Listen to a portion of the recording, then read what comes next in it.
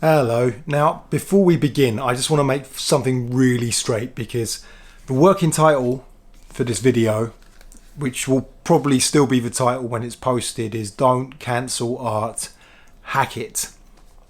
And I want to be quite specific about what I mean by this and what the intentions of this video is, because I'm not interested in culture war stuff right now. So I'm not going to be talking about who you should cancel, whether there's such a thing as cancel culture, if I approve of cancel culture or not.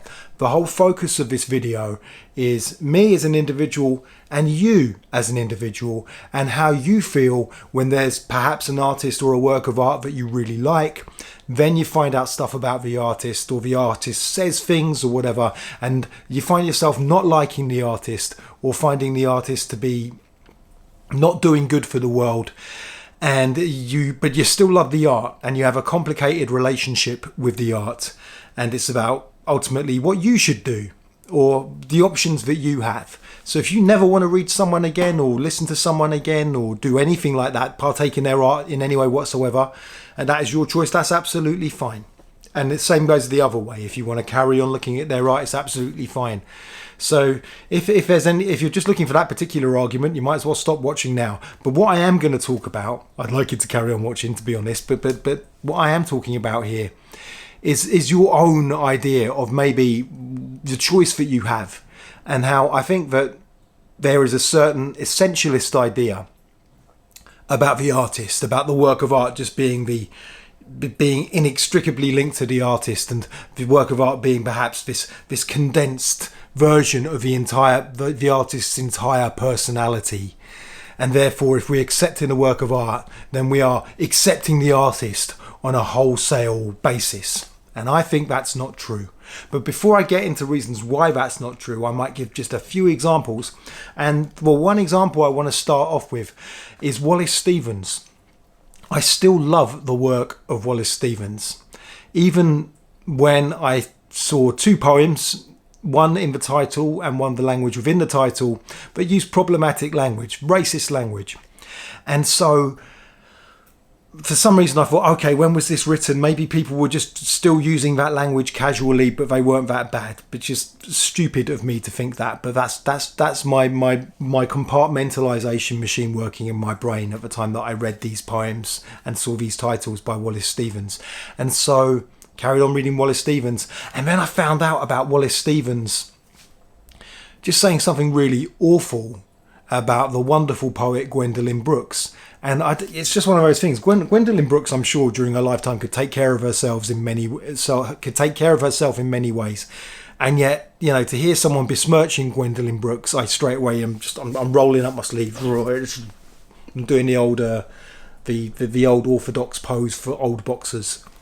And so, yeah, I wasn't happy about that.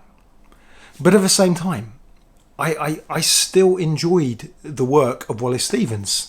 There were poems like The Idea of Order at Key West. And I just think, and 13 Ways of Looking at a Blackbird, which is a poem that I like to use as a basis for writing exercises for my students. And I just think, yeah, but no one can write like this. There is no other poem I can replace this poem with. This is how Wallace Stevens wrote, and the reason why we still read Wallace Stevens today is not because of that stuff, but because of this stuff that he does really well. So I'll carry on reading him. Now, a few years ago, I noticed on the socials that someone had written a tweet about Wallace Stevens and talking about the things that I've just spoken about, and a lot of the response was, "Well, I'm never going to read him again. I'm never going to teach him again." And another one said, "In the bin with Larkin." And I want to get onto Larkin, actually, just as another example. So Philip Larkin famously turned down the poet laureateship, worked as a librarian in Hull. And Philip Larkin's work, it was rhyming poetry. It was often using traditional forms and meters, often quite wry and humorous, but also quite humanistic. And I think that's the main appeal of Larkin's work. It's his humanism. I think he understands elements of the human condition really well.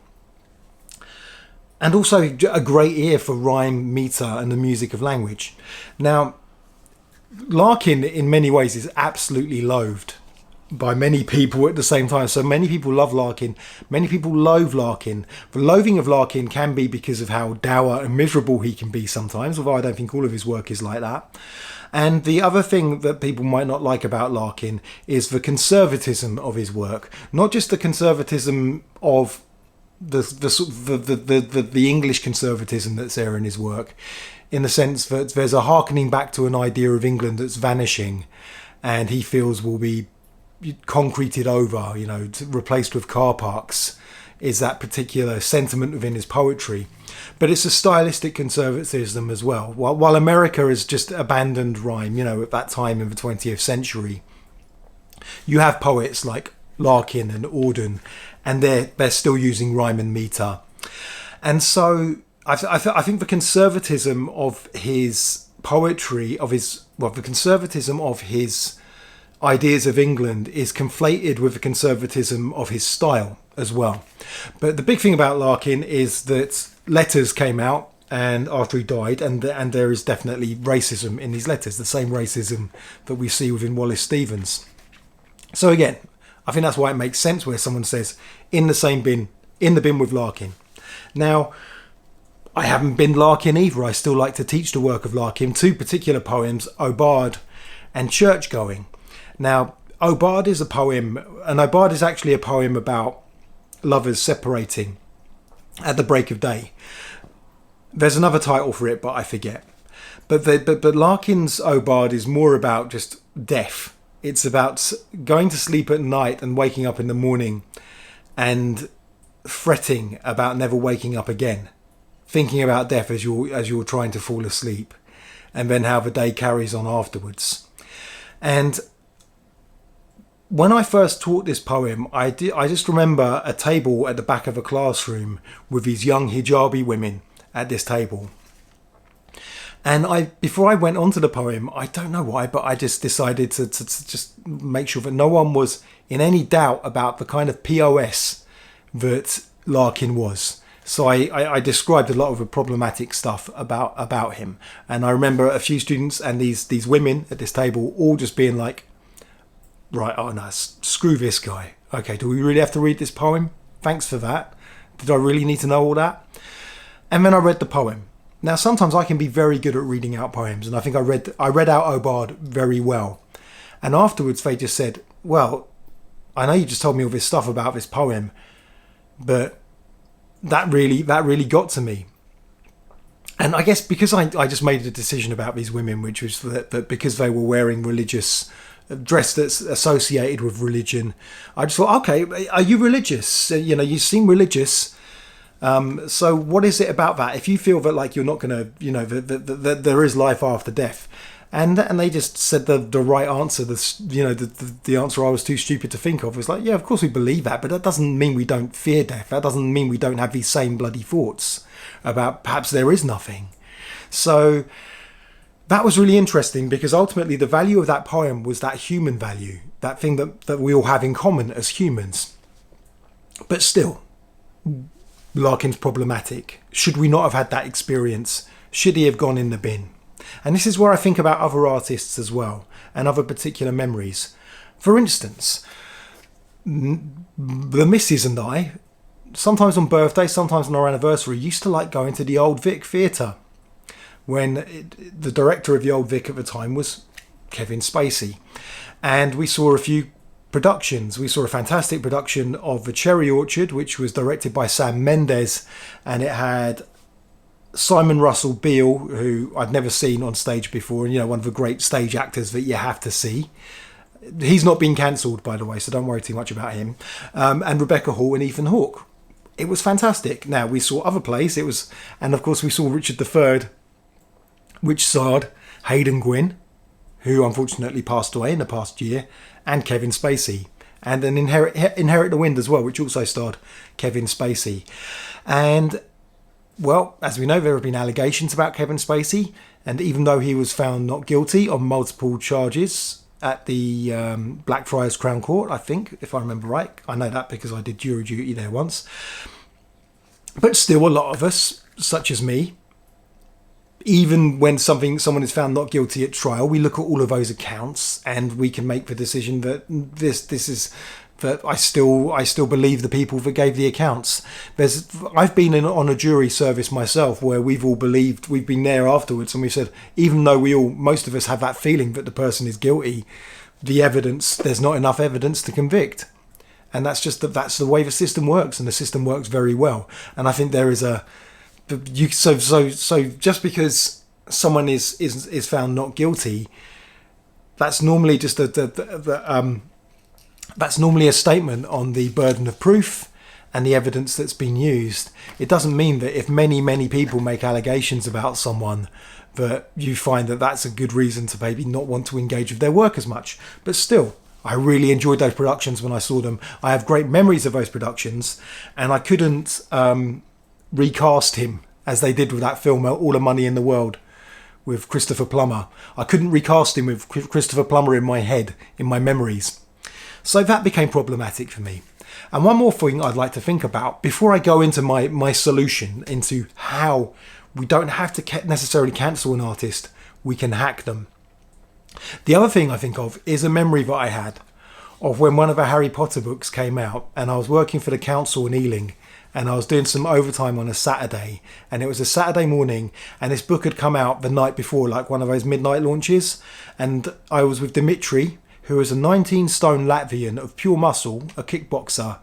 And I do remember him saying, "Who is this Harry Potter? I kill him." I remember him saying that. I also remember him having a hangover.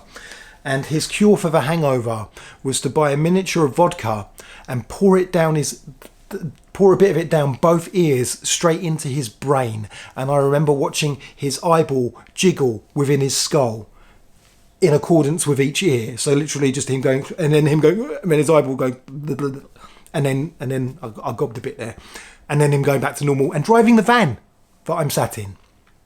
So anyway, as I said, I think it was Ealing Common. Maybe someone's watching it and you're one of these kids. And there were 4 kids, probably mid to late teens, probably around mid-teens, 15 to 17, that kind of thing. And they're all just there in the common. And I think they'd spent all night there reading the new Harry Potter book under torchlight, which must be an amazing... I mean, they're adults now, and I wonder what they're doing, and I wonder how they feel about the author now. Did any of those kids grow up, become, realise that they had gender dysphoria? Are any of those kids allies? How do they feel about that book and that memory? Because I think about the memory, that must have been a wonderful night for them, and wonderful night for their friendship. And I think Harry Potter fans have a very complicated relationship with the author. There are some that are very faithful to the author still, and there are others who have problems with the author. Maybe they like the films instead, or they find a way to compartmentalise. Those are my examples. Okay, now that I've given a few examples, I want to talk about how we can do... Oh yeah, another example might just be something like a song. So let's say you've got a song like, I don't know, I don't see nothing wrong with a bit of bump and grind, or... I think that's the one, isn't it? Or with I Believe I Can Fly. And the gentleman that wrote those songs, or sang those songs, I should say, you have problems listening to them now because of the horrible things that man has done. Okay, there's a few examples. This is how I think this... I want to explain this mindset now. So I was watching a video by RWX Rob called Think Like a Hacker or Die. That's the kind of title that's going to get my click right away. Even though I'm not a hacker, I do a little bit of coding, but I'm rubbish at it. So, but I understand that a hacker mentality can stray across many things. And it's a great video. He talks about Mr. Robot, and he talks about a few other things and the reasons to think like a hacker. And I'm just going to give you what he says at the end of the video, where he says, hacking is the skill of finding alternative uses for things and understanding a thing more deeply than even the original white papers. The white papers normally, so if it's cybersecurity or software, the white papers being the papers for public usage about how you can use this, the original instructions for using this software. So the original intentions that's pointed towards the public rather than obviously the vulnerabilities. A white paper from government parlance is the thing that's authorised for public use, public visibility. So there's that quote. So why am I talking about hacking art instead of cancelling it? And this is my thought, which is, there's two mentalities, I think. There's a few mentalities. So when people say in the bin with the same in the bin with Larkin, or I will never read this person again, I'll never watch this person again. That's your individual choice, and that's absolutely fine. You do your thing. You choose what art you use in your life. Now, for me, there's a few kinds of thinking here. The firstly is it's essentialist thinking, in the sense that this work of art, it contains the essence of this artist. The work of art is something essential. Now, essentialism normally is this idea of this essence of the human spirit. So essentialism... Hello, this is me in my bathroom a few days later, freezing this idiot over here and interrupting him. Just before this idiot, him, conflates essentialism with vitalism. So I've just described essentialism in some usages about saying that there's some essence to everything, there's some condensed essence to all things. Vitalism is a bit like that, and it's related to that, but vitalism is this idea that instead of there being DNA, instead of there being ultimately a code behind all living things, there's this special magical living substance, the living essence, the elan vitae. So I'm conflating essentialism with vitalism, even though they aren't completely exclusive to each other. Anyway, carry on, idiot. Don't expect any more favours from me. People used to be looking for this thing called the elan vitae, this sort of human essence that is behind, or this essence that's behind all life, not just humans. And then what do we find out? We find out ultimately that it's DNA, and we find out it's not an essence. It's code. It's code, it's instructions, it's proteins following instructions. And so that's what I think that we can change that mentality in art. If you're an essentialist with regard to art, then everything that an artist produces is an element of their pure essence, and therefore you have to reject it because it is essentially from that artist. But if you look at the work of art as code instead, then you might think to yourself, like DNA, how can I reuse this? And DNA is always sort of reusing things. And maybe if you're I know genetic engineering is a problematic thing in itself, but the idea of you look at that piece of code and you go, where can we reuse this? How can this be useful? How can we use this? And so the mentality I try to have is more of a, how can I use this mentality with a work of art? Now, if you're an artist yourself, that's the easiest thing. Steal. In the same way that a hacker will probably just steal the useful part of someone else's code and not really care about where it came from. They're just looking at the function of the code. You as an artist can steal from your problematic artists. So that doesn't mean plagiarize. It just means, how can I use this? What use does this have? And how can I create something perhaps with the same use but doesn't have the same problematic ties with that artist? So yeah, you've got essentialism, it's almost like a binary. We must ultimately, based on the artist itself, we must accept or reject this art. And then there's the code mentality, which is use the parts that we want and ditch the rest. Now, so there's an essentialism. And I also think there's this idea of the attention. When someone says, I'm not going to read this person, there's this idea of the attention economy, which has come from social media, it's come from YouTube, it's come from a lot of things where something goes viral. Attention pays off. Attention has become a kind of currency. And I would just say, ditch that mentality anyway, because it's not going to serve you well in anything. Okay, the things you should be paying the most attention to are the things right there in your most immediate life, your own health, your own life, your own living, and the people that surround you as well, the people you love most, and of course the society and the culture around you too.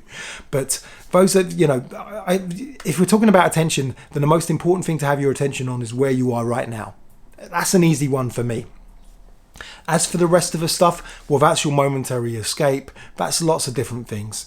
Again, if you feel that you must, that kind of attention is a kind of money, then a kind of economy that you must invest wisely in the right ways, then do that. When we have an attention economy mindset about art, so, oh no, because there's these good artists over here and there's a bad artist here, and if you're giving attention to the bad artist, then these good artists aren't getting the attention and the success that they deserve. If you're thinking like that, you're probably spending a bit too much time online already, because your attention Your attention ultimately should be on what's here right now. That's just my opinion. Okay, because you're going to be miserable and dysfunctional otherwise if your attention is so much into in the digital realm, in the digital world, that you're kind of beginning to strategize about what you're paying attention to. So that's how I would deal with this. So again, back to the idea of how can I use this? Let's say you're not an artist.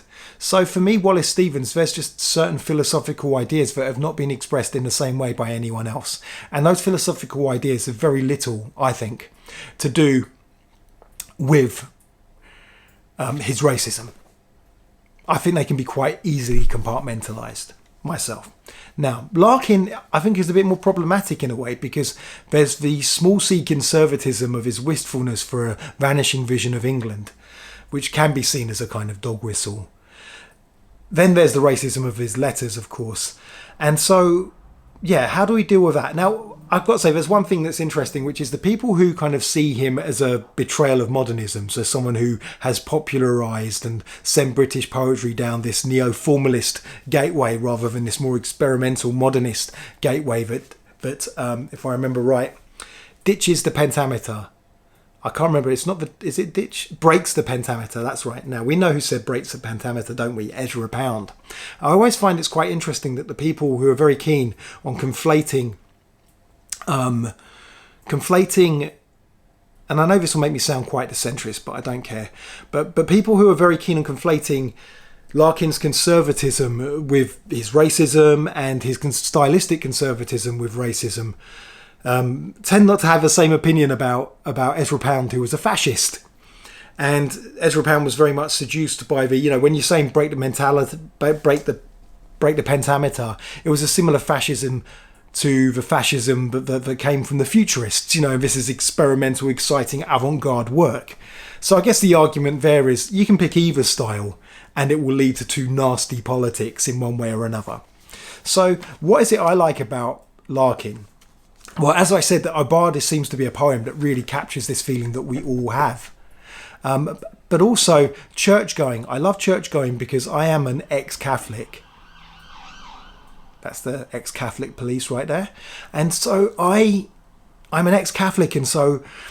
But I say I'm an ex-Catholic because there are so many formative aspects of my life that come from Catholicism, even though I'm an atheist now. And so there's a part of me that is yearning for particular aspects of the church, even though I don't believe in God, and I don't believe in many of the events in the Bible, in the miracles and stuff like that.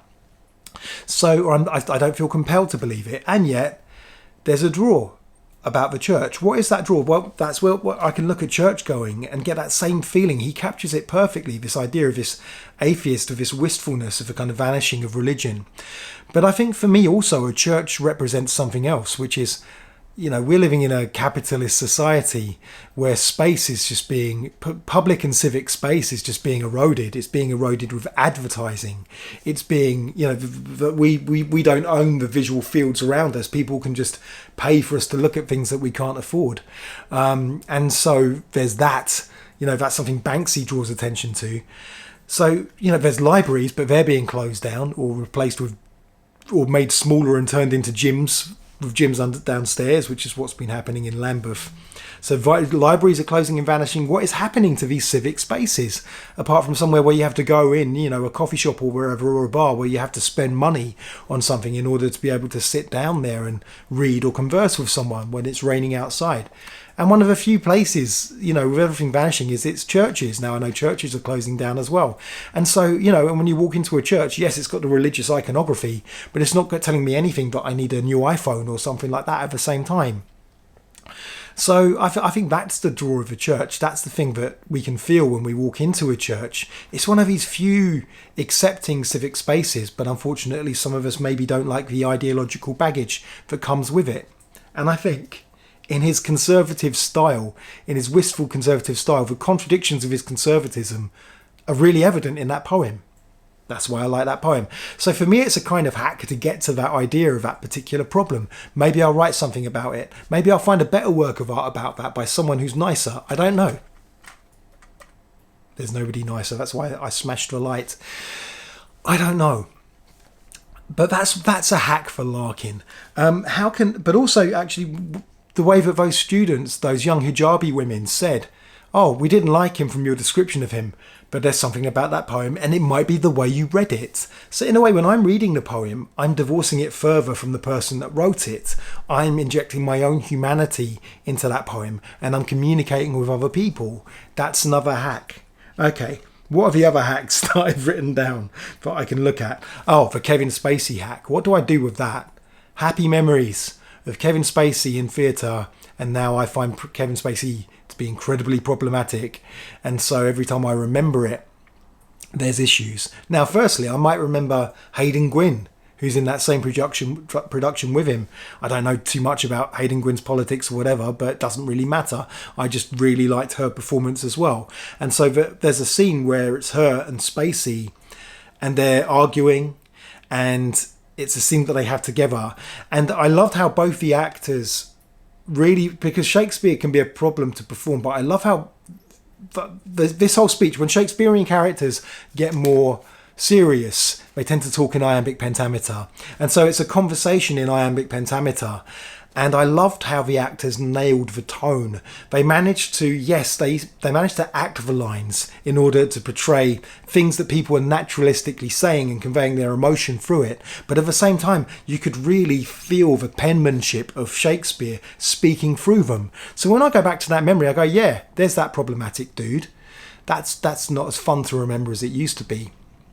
But I also remember this other actor who isn't the problematic dude, who's no longer here. So I'm keeping a memory alive of that actor, and also the way that they're bringing Shakespeare to life. And now I can go back to Shakespeare and I can read Richard III, and I can actually inform my reading with how I was able to listen to this and to really find that perfect balance between the music of Shakespeare's language and at the same time the emotion that the actors brought into it and the realization of the characters. I've still got that. So it's a doorway into Shakespeare, and it's the idea of a doorway I'm going to come at last, which is me thinking about these kids who are sitting there reading Gary Potter I Gilliam and on Ealing Common. Be amazing if one of them's actually watching this video and how they feel. Now maybe let's say one of them is now trans, maybe one of them has transitioned, maybe one of them's an ally, maybe there's those tensions. Well, and that memory, when they have that memory, yes, there might be some why does it have to be that author? Well, what is it? What's the memory? The memory is a doorway, isn't it? That's a memory of a doorway of a special night when 4 friends sat in a park. It was probably kind of dangerous for, a Friday night in Ealing, through the night, reading a book and seeming very happy and unperturbed by the end of it. That's kind of magical, isn't it? It's magical in the sense that they were able to just read it and nothing bad happened. It's magical in the sense that what a beautiful thing to do, to read a book with your friends throughout a night outside with the stars above you. So now what's the art is a doorway to that. The art is a doorway. You don't have to throw the memory away. You don't have to throw anything away. That's what it is. So when you're coming at the art, you're saying, okay, why am I coming at this art? Because I want to bring up this memory. Now, maybe if the art's a doorway to the memory, maybe you find another way round to that memory and you don't need the doorway anymore. Or maybe the doorway is always functional, but that's what it is now. The doorway is a particular street that you don't like that you have to walk through in order to get to a destination that you're much more fond of. That's the way I see it. And I think that's the same with the songs. So songs by people who are incredibly problematic, if they are a way through to a doorway of a memory, then just keep going. That's how you hack that work of art. You realize that it's there, it's code. It's something that has a function. You have a use for it. So, you're not approving, you're just using it as a way to get to this particular memory, to get to this particular thing. Okay? And I guess finally there's the other stuff. When I say hacking, can hacking be kind of breaking the law and stealing and stuff like that? Sure could. There's ways of procuring certain works of art, let's just say. But even so, if it's an author, you know what? You can buy their books secondhand. Because they can still get stuff if you get them out from the library. If you really don't want the author to benefit financially, that's what you can do. If it's a particular artist with a with a problematic song or whatever, you know, or a song that you love but the artist is problematic and they're still going to get residuals on Spotify, whatever, don't stream them on Spotify. Buy the CD or some kind of physical media, or, you know, take to the high seas and see if you can get a file there. Not that I'm in any way endorsing such behaviour. So that's that really. I might return to this subject because I feel like I've only just scratched the surface. But that's what I would say. If you want to cancel an artist, that's fine. Okay? But if you're feeling that you still like the work of an artist and you're not ready to throw that work away, well, you can hack them. You know, if you hack an artist, it doesn't necessarily mean you're endorsing them. It doesn't necessarily mean that you're helping them to benefit in any way whatsoever, because I reject the mentality of an attention economy. I think that's just a doorway to massive unhappiness at an individual level. But as I said, there are ways. Hack the artist. And if you're an artist yourself, it's the easiest thing in the world. Look at the code, steal it. But don't plagiarize. Thank you for watching. I enjoyed that. Hope you enjoyed it too. There will be an accompanying blog for this one. I missed the blog, or an essay. I missed last week's one because, hey, the video underperformed and my heart wasn't in it. But I will be writing. I want to revisit these ideas with some writing. So I'll be writing and publishing something with this. So there's a link to all my essays in the description. And if you enjoyed this video or any of my other videos, hey, I'm going to put my Ko-Fi link in it because I've not done this for ages. So you can buy me a coffee too if you think this was quite nice and you want to help me out and buy food for my children so I don't have to send them up chimneys during the bank holiday weekend. I hope no one finds out about that because otherwise I might get cancelled myself. Anyway, thank you for watching. Have a good one. Bye bye.